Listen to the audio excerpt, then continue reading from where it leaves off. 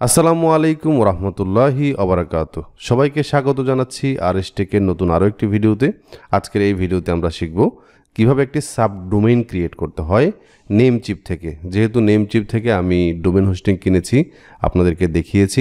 আমরা WordPress web ডিজাইনের 16তম পার্টে আছি। তো চলুন আমরা আমাদের কাজে চলে যাই। সাবডোমেইন হচ্ছে, যেমন উদাহরণ দিলে বুঝতে পারবেন, google.com এটা হচ্ছে একটা ডোমেইন, তাই না? google.com-এ গেলে এরকম একটা ইন্টারফেস পাওয়া যায়। আবার drive.google.com, তাই না?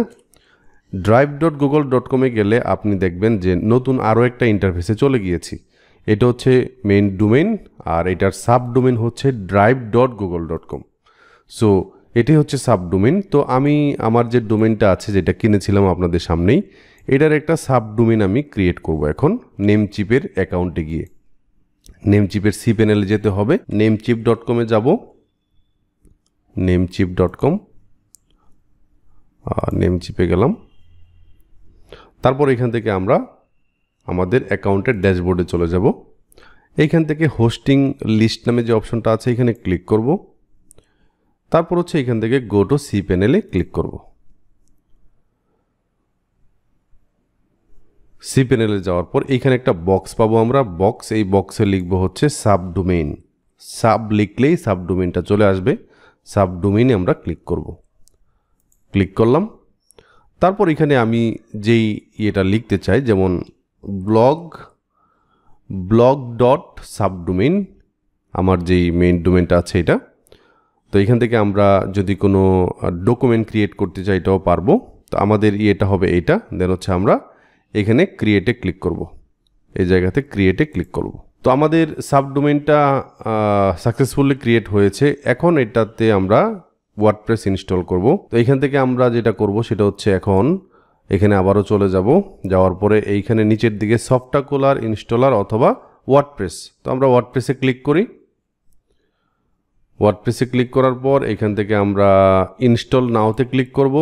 দেন আমরা হচ্ছে এইখান থেকে blog.rstech.ltd এইটাতে আমরা আমাদের ওয়ার্ডপ্রেসটাকে ইনস্টল করতে চাচ্ছি করব। দেন এইখানে অ্যাডমিন এবং পাসওয়ার্ডটা সিলেক্ট করতে হবে। তো অ্যাডমিনের নামটা আমি দিব, যেটা পরবর্তীতে আমার কাজে লাগবে, rstech02। দেন এইখান থেকে হচ্ছে পাসওয়ার্ডটা দিতে হবে।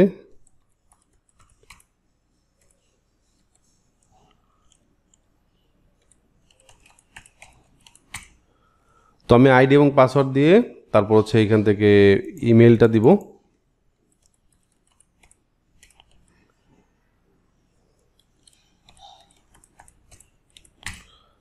ইমেলটা দিলাম। দেন হচ্ছে এখান থেকে নিচের দিকে যাব, এখানে ইনস্টলে ক্লিক করব।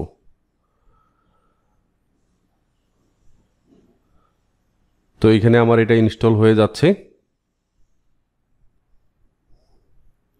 তো দেখেন, congratulations, the software was install successfully. এইখানে আমাদের যে লিঙ্কটা দেওয়া আছে, এই যে দেখেন এটা। সো এখানে আমরা ক্লিক করব। ক্লিক করার পর আমরা আমাদের ওয়েবসাইট দেখতে পাচ্ছি। ওকে, সো এটার ড্যাশবোর্ডে আমি যদি যেতে চাই তাহলে wp অ্যাডমিন লিখে আমি সার্চ করব এবং আমাকে একটা লগ ইনে ইনফরমেশনে নিয়ে যাবে। সো এখান থেকে আমি আমার আইডি পাসওয়ার্ডটা দিব।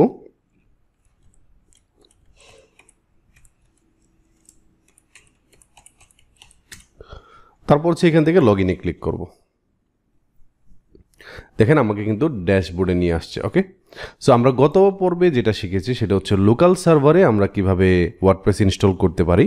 আপনারা আজকে দেখলেন আমি এই পর্যন্ত চলে আসছি। ওকে, সো আপনারা লোকাল সার্ভারে করবেন আর আমি এইখানে করব।